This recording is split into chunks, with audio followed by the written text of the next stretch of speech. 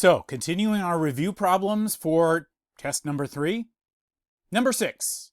A radio station wants to know with 90% confidence what percentage of its listeners want them to play more polka music. A previous survey found that 19% of those surveyed wanted to hear more polkas. If the researcher wants to be accurate to within 5%, what sample size is necessary to estimate the true proportion of listeners who want the radio station to play more polka music? Can you see what I'm asking for here? What is the question? What are they asking us to come up with? It says, what sample size is necessary? So this is a question about sample size. Is it a sample size for means or sample size for a proportion? Which one of these formulas are we going to be using? Well, it does say right there. The words are right there in black and white. What sample size is necessary to estimate the true proportion? So we should be using the formula for sample size for a proportion. N equals p hat times q hat times z sub alpha over 2 over sigma squared. The p hat is the proportion from that previous survey. That was 19% or 0.19. The q hat is 1 minus the number we use for p hat. So for 1 minus 0.19, that would be 0.81. For a 90% confidence level, the number we put in is 1.65. And if we want to be accurate to within 5%, that's the number we put in for E. Whoops, I got that wrong there. Now be careful on this. The margin of error is not 5, it's 5%. So when we put that into the formula, that wouldn't be just the number 5, it would be 0.05. To convert a percent to a decimal, always move the decimal point 2 places. So now calculate 0.19 times 0.81 times 1.65 divided by 0.05 squared. And my calculator gives me 167 point something. And for sample size, we always round up. So rounded up, that would be 168. We need a sample of at least 168 listeners. Number 7. A researcher interviewed a random sample of 25 university students and asked them how many hours they spent studying for final exams last semester. The mean of the sample was 6.8 hours, with a standard deviation of 1.2 hours.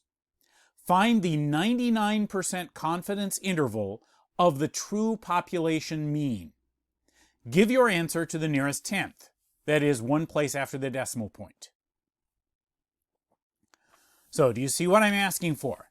Find, what did we have to find? The 99% confidence interval. So we're finding a confidence interval from some number to some other number of the true population mean. We did talk about several different kinds of confidence intervals. Confidence intervals for means, for proportions, for standard deviations. Here we want a confidence interval for a mean. Okay, so what's the formula for that? Well, there's two of them. Z confidence interval and T confidence interval. They're almost the same, except one of them has Z's and sigmas, and the other has T's and S's. So which one of these two are we using in this problem? Well, the difference, what makes the difference is, do we have sigma or do we have S? Do we have the population standard deviation or do we have the sample standard deviation? Let's see. The mean of the sample was 6.8 hours with a standard deviation of 1.2 hours. So I interpret that to mean that that's the standard deviation of the sample.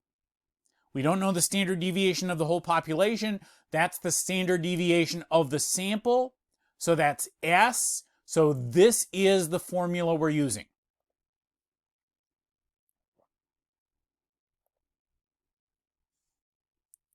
We're using a t-interval. So if you're doing it with the formula, you need to know 4 numbers to put into the formula. X bar, t sub alpha over 2, S, and n. N is your sample size. It's always going to be a whole number. Here it's 25 because that's how many students were in the sample. S is your sample standard deviation. That was 1.2. X bar is your sample mean. The mean of the sample was 6.8 hours. And to figure out what number to put in for t sub alpha over 2, that's where you use that table F. With 99% confidence, and since the sample size is 25, your degrees of freedom will be 24. So you look on table F, the row where degrees of freedom is 24, and that last column where the confidence level is 99%. And the number the table gives you for t sub alpha over 2 is 2.797.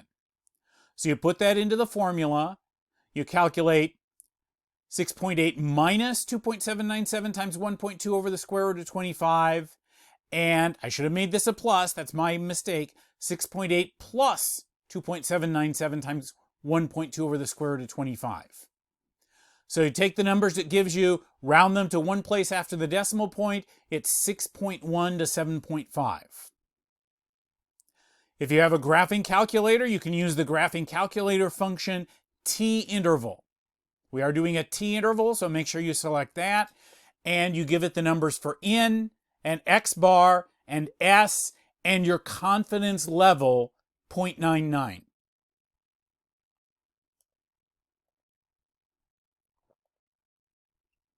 Number 8. A bakery wanted to know what proportion of people like nuts in their brownies.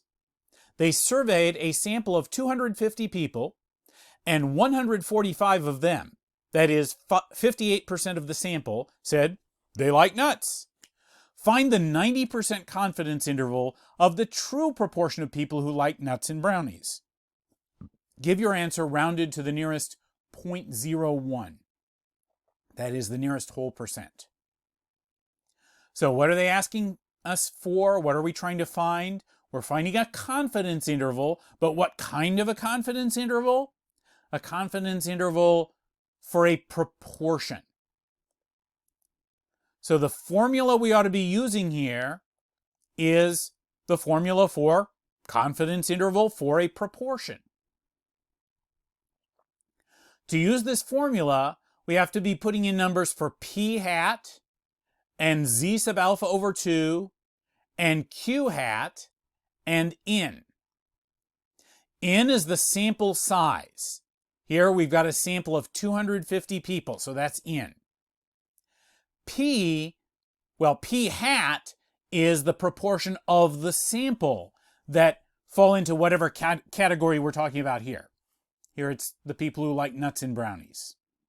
So we're told that that's 58%. And if they didn't tell us that, we could figure that out by taking 145 divided by 250. So p hat, 58%, 0.58.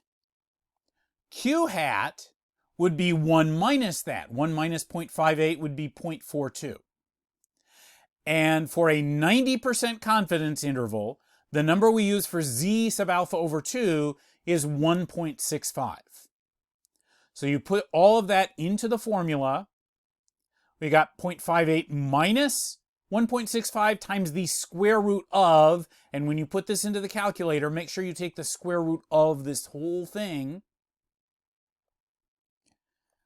So if you want to make sure you know what this looks like, 0.58 minus 1.65 times the square root of, and this calculator automatically stuck in a parenthesis.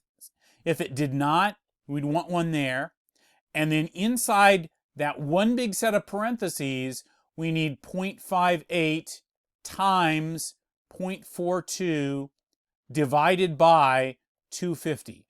All inside that one big set of parentheses so that it's all part of what the square root applies to.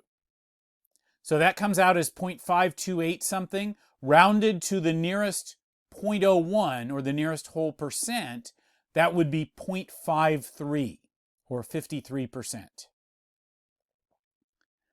And then that same thing, but with the minus changed to a plus, gives 0.6315 something, so about 0.63. So there's our interval from 0.53 to 0.63, somewhere between 53 and 63%. If you want to use your graphing calculator function, it would be 1 prop z int. You would give it 250 for n, 145 for x, and 0.9 or 0.90 for the confidence level.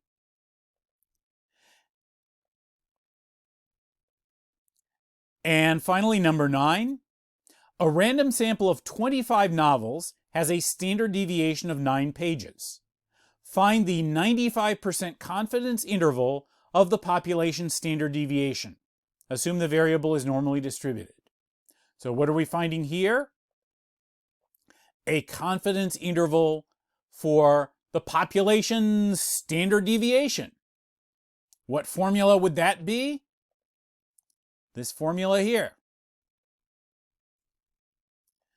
Now to do something like this, to find a confidence interval for a standard deviation, we need n, we need s, and we need these two numbers for chi-square. The n is the sample size. Here that would be 25 because we're dealing with a sample of 25 novels.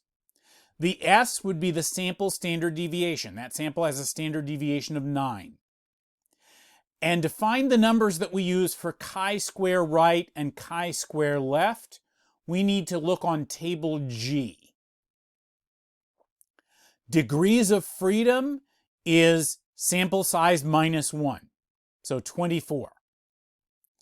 And for a 95% confidence interval, the columns we want to look at are the columns that have 0.025 and 0.975 at the top.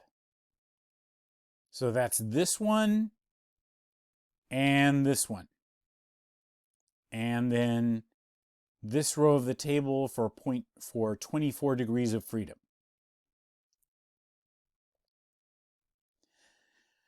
So the numbers we find on the table are 39.364 and 12.401. Put that all into the formula. Notice I just went ahead and put in 24 where the formula had n minus 1. And when you do all those calculations, you get 7.0 and 12.5. I rounded those to one place after the decimal point. So sigma, the population standard deviation, is between 7.0 and 12.5. If there's anything that you still have questions about, anything I did here that you didn't understand how or why I did what I did, or if you tried calculating some of the things you saw on the screen here and you got a different number from what I got, ask me about it. If you can't figure it out on your own, but ask me. Otherwise, if you can do everything on here, there's also a sample test posted on Canvas. And so these are the kinds of things that you need to know how to do from chapters 6 and 7.